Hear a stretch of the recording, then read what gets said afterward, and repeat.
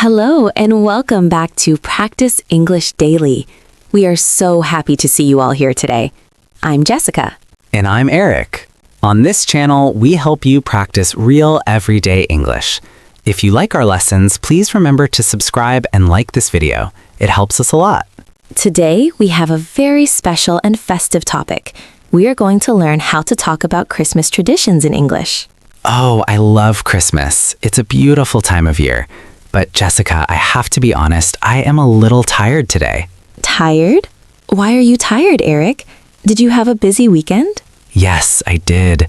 This weekend, I started my Christmas routine. On Saturday, I walked to the shops to buy decorations. On Sunday, I cleaned my whole apartment so it looks nice for the holidays.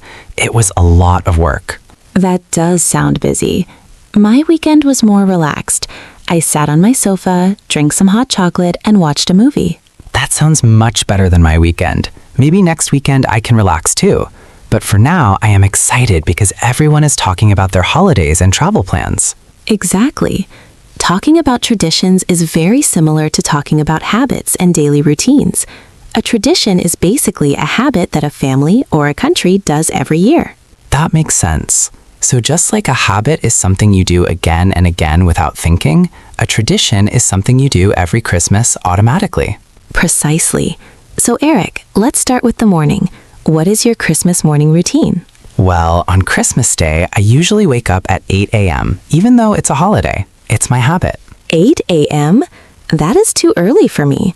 I usually sleep late on holidays, sometimes until 10 or 11 a.m. I know. But after I open my eyes, I don't get up immediately. I stay in bed for 10 minutes and check my phone. Eric, that is a bad habit. My doctor says the light from the phone is not good for your eyes in the morning. You're right. I should change that. But after that, I get out of bed and the first thing I do is make my bed. A tidy bed makes the room look tidy. That is a great habit.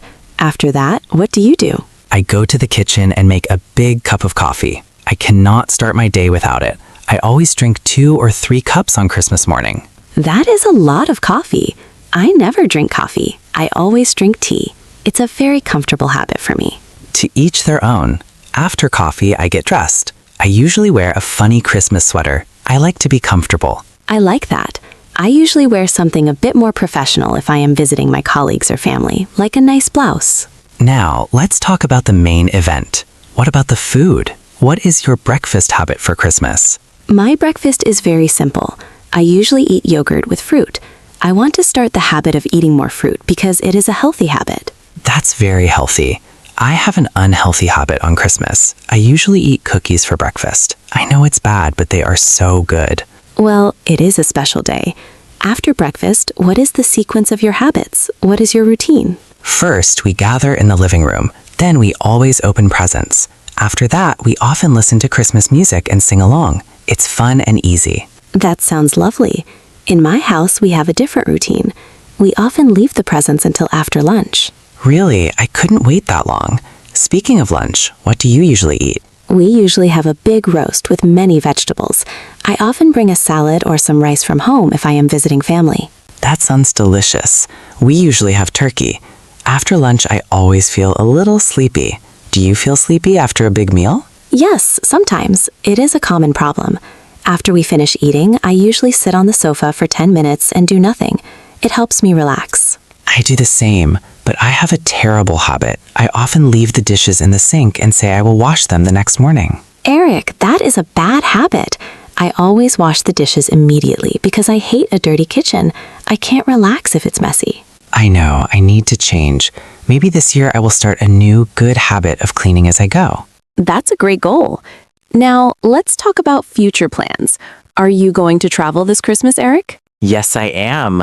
I am going to Canada to visit my parents. They live in a small town. How exciting! How are you getting there? I am flying. I have a direct flight from here, so it's very easy. No layovers for me this time. You are lucky. When I traveled to Spain last year, I had a 3-hour layover in London. It was very long. I understand. I already booked my flight and reserved my train ticket for the last part of the journey. You are very organized. Did you check your passport? Is it valid? Yes, I checked it yesterday. It's valid for 5 more years.